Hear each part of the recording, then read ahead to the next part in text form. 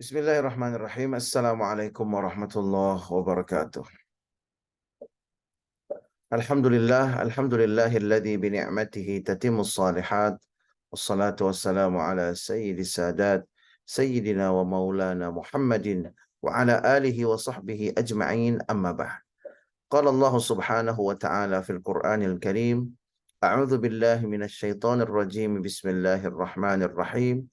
قل هل يستوي الذين يعلمون والذين لا يعلمون إنما يتذكر أولو الألباب. Sadaqallahu maulana al-azim. Hadirin dan hadirat para musyrif dan santri pesantren Tahfiz Madinah Quran yang insya Allah kita semua selalu dalam rahmat dan maghfirah Allah subhanahu wa ta'ala.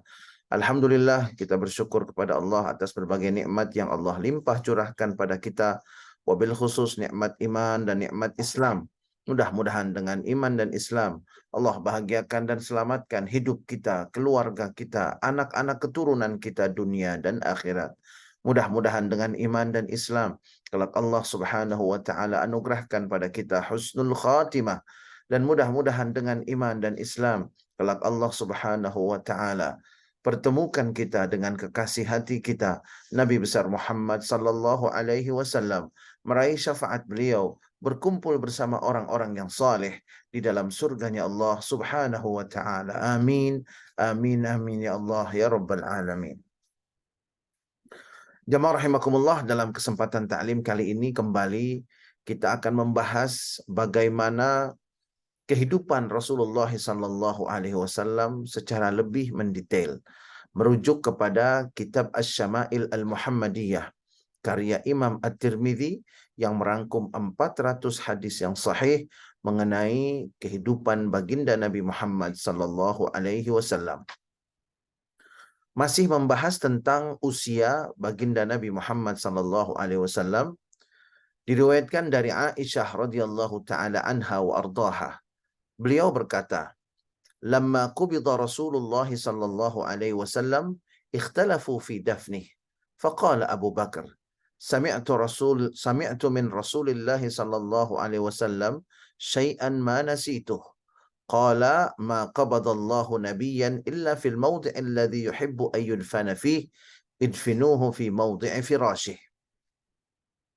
Sayyidah Aisyah meriwayatkan bahwa ketika baginda Nabi Muhammad sallallahu alaihi wasallam meninggal dunia, dijemput ajalnya oleh Allah Subhanahu wa taala melalui malaikat Israel alaihi salam, maka kemudian orang-orang dan para sahabat berbeda pendapat mengenai di mana baginda Nabi akan dimakamkan.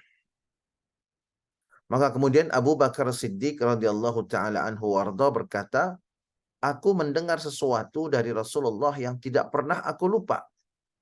Dan ini jamaah rahimakumullah merupakan keistimewaan para nabi. Apa yang disampaikan Abu Bakar yang pernah beliau dengar dari Rasulullah dan tidak pernah beliau lupa? Kata Abu Bakar, Allah tidak mencabut nyawa seorang nabi kecuali di tempat di mana nabi itu ingin dimakamkan. Allah tidak menjemput nyawa seorang nabi kecuali di tempat di mana nabi itu ingin dimakamkan. Oleh karena itu kata Abu Bakar, makamkanlah baginda Nabi di tempat tidurnya. Allahumma salli ala Sayyidina Muhammad wa ala ali Sayyidina Muhammad. Karena itu kemudian para sahabat memakamkan baginda Nabi Muhammad sallallahu alaihi wasallam di kamar beliau, di tempat biasa beliau beristirahat dan tidur. Kemudian jamaah rahimakumullah, Sayyidah Aisyah radhiyallahu taala anha wa ardhaha meriwayatkan, anna Abu Bakrin qabbala an-nabiy sallallahu alaihi wasallam ba'dama mata. Bahwa Abu Bakar As-Siddiq mencium baginda Nabi setelah beliau meninggal dunia. Dan ini menunjukkan kebolehan untuk mencium jenazah orang yang dicintai, orang yang dimuliakan, orang yang disayangi, orang yang diikuti setelah beliau meninggal dunia. Lalu kemudian jamaah rahimakumullah, Sayyidah Aisyah meriwayatkan lagi, anna Abu Bakrin dakhala 'ala Nabi sallallahu alaihi wasallam ba'da wafatih. فوضع فمه بين عينيه ووضع يديه على ساعديه وقال ونبياه وصفياه وخليلاه. Abu Bakar Siddiq masuk ke kamar baginda Nabi setelah baginda Nabi wafat. Lalu kemudian beliau meletakkan mulutnya di antara kedua mata baginda Nabi Muhammad sallallahu alaihi wasallam dan kemudian meletakkan kedua tangannya di lengan baginda Nabi Muhammad sallallahu alaihi wasallam. Jadi hadis ini menjelaskan di mana Abu Bakar mencium jenazah baginda Nabi Muhammad sallallahu alaihi wasallam, yaitu di antara kedua matanya. Dan kemudian meletakkan kedua tangannya di atas kedua lengan baginda Nabi Muhammad sallallahu alaihi wasallam. Dan kemudian beliau berkata, wa nabiyah, wa safiyah, wa khalilah. Jamaah rahimakumullah, beliau berkata, wa nabiyah, wa safiyah, wa khalilah. Ini adalah ungkapan dalam bahasa Arab yang menunjukkan kesedihan, tetapi bukan ratapan. Karena jamaah rahimakumullah, ratapan itu menyakiti jenazah.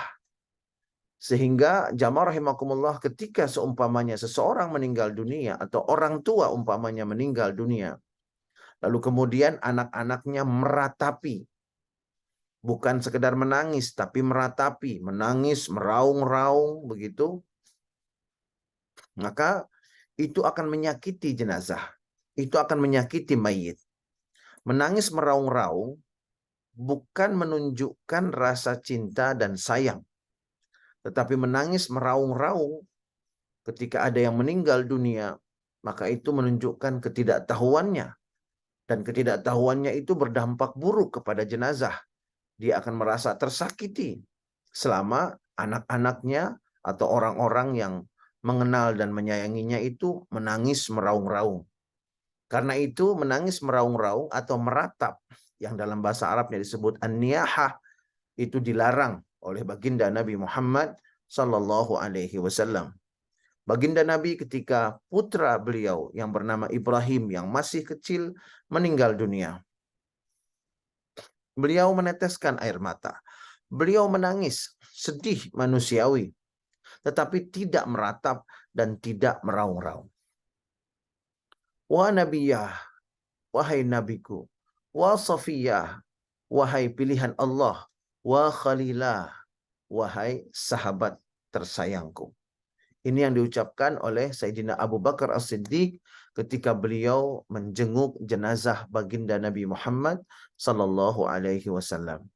Beliau mencium di kedua matanya, kemudian beliau meletakkan tangannya di atas kedua lengan baginda Nabi, dan kemudian beliau pun mengucapkan kesedihannya atas perpisahannya dengan nabinya, atas perpisahannya dengan orang yang dipilih Allah Subhanahu wa taala, dan atas perpisahannya dengan sahabatnya yang paling dia sayangi.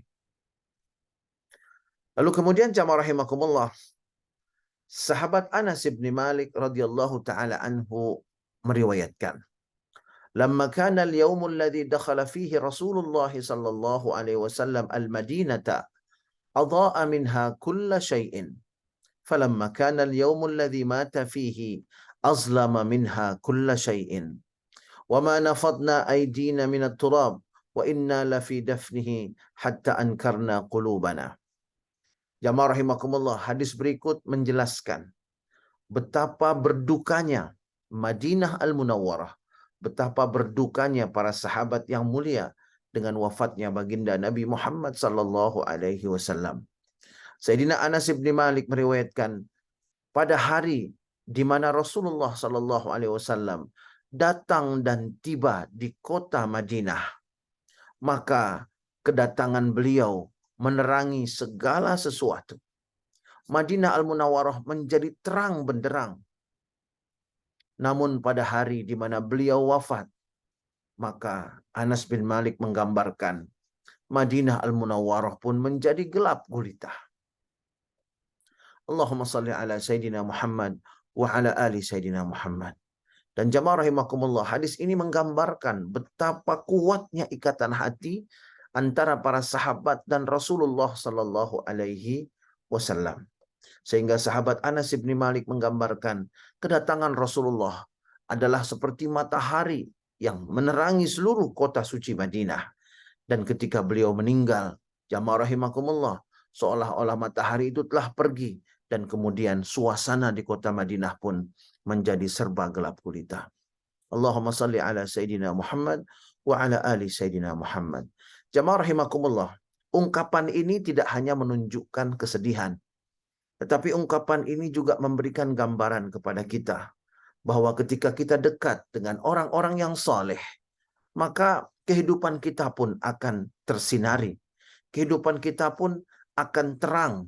Dan sebaliknya, ketika kita ditinggalkan oleh orang-orang yang saleh dari sekitar kita, maka kehidupan kita akan menjadi gelap.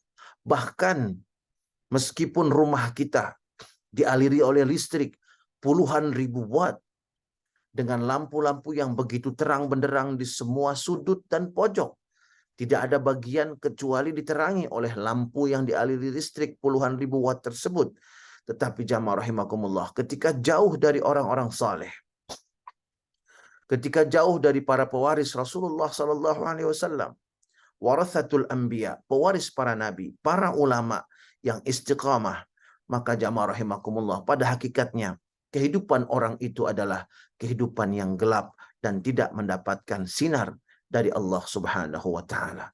Sekali lagi, meskipun secara zahir terang benderang, tetapi jauhnya kita dari pewaris para nabi, para ulama, jauhnya kita dari orang-orang yang soleh, itu akan memadamkan sinar hidayah dari Allah Subhanahu wa taala yang membuat kehidupan kita menjadi gelap gulita. Karena itu jamaah rahimakumullah, hadis ini mengingatkan kepada kita, mari kita terangi hidup kita dengan sebanyak-banyaknya berdekatan, bersahabat, berteman dengan orang-orang yang saleh. Dekat dengan para pewaris Nabi, para ulama, karena itu adalah sinar yang akan menerangi hidup kita, dunia dan akhirat. Jamaah rahimakumullah, lalu hadis ini ditutup oleh Anas bin Malik radhiyallahu taala anhu ardah dengan ungkapan duka yang mendalam. Wa ma nafadna aydina minat turab. Tangan kami tidak sanggup untuk mengambil tanah. Wa inna lafi dafnihi hatta ankarna qulubana. Dan kami pada saat memakamkan baginda Nabi, kami betul-betul tidak menerima dengan hati kami. Nah, jamaah rahimakumullah, ini ungkapan duka yang begitu dalam. Dalam gramatikal bahasa Arab, maka redaksional seperti ini menunjukkan duka cita yang amat sangat mendalam, yang diungkapkan oleh seseorang yang ditinggalkan oleh orang yang sangat menguasai hatinya. Allahumma salli ala Sayyidina Muhammad wa ala ali Sayyidina Muhammad. Jamaah rahimakumullah. Lalu kemudian Sayyidah Aisyah radhiyallahu taala anha wa ardaha meriwayatkan, tawaffa Rasulullah sallallahu alaihi wasallam yaumal itsnain. Rasulullah sallallahu alaihi wasallam wafat pada hari Senin. Dan ini merupakan riwayat yang sahih. Sehingga hari kelahiran Nabi dan hari wafat beliau adalah sama, yaitu hari Senin. Kemudian jamaah rahimakumullah, Ja'far bin Muhammad dari ayahnya meriwayatkan, qubida Rasulullah sallallahu alaihi wasallam yaumal itsnain. Famakatha dzalikal yaum wa lailatal thulatsa wa dufina minal lail. Jamaah rahimakumullah, baginda Nabi Muhammad sallallahu alaihi wasallam wafat pada hari Senin. Lalu kemudian sampai malam hari.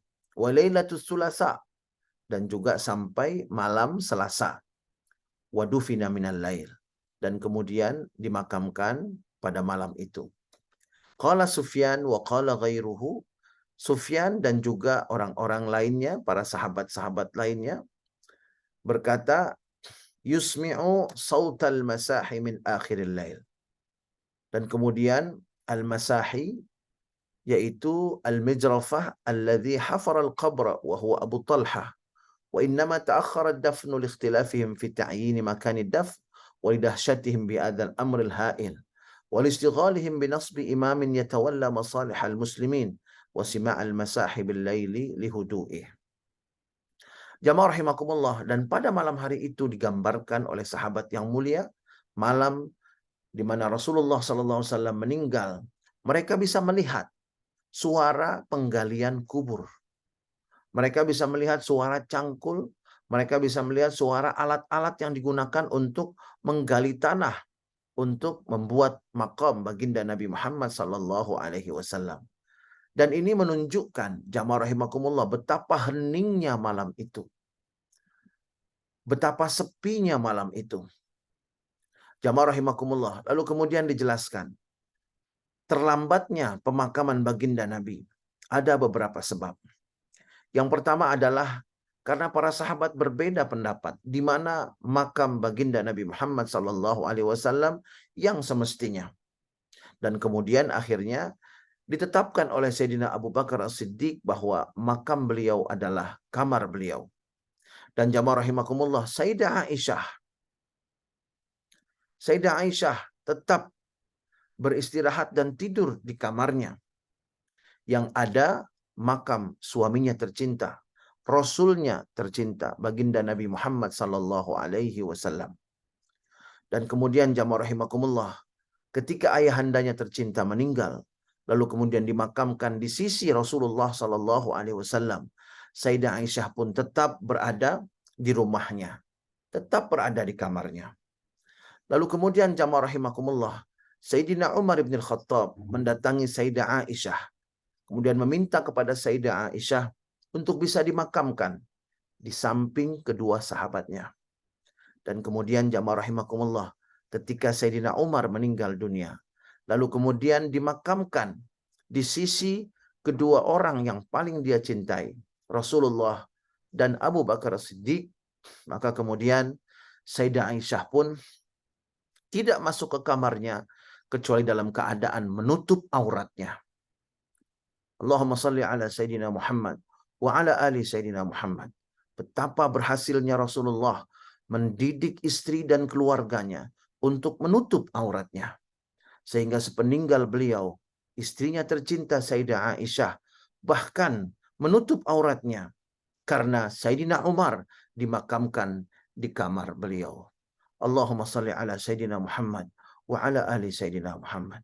Jamaah rahimakumullah, bisa kita bayangkan bahwa banyak wanita-wanita yang bukan di hadapan keluarganya, bukan di hadapan mahramnya, di hadapan orang lain, dengan ringannya membuka aurat mereka.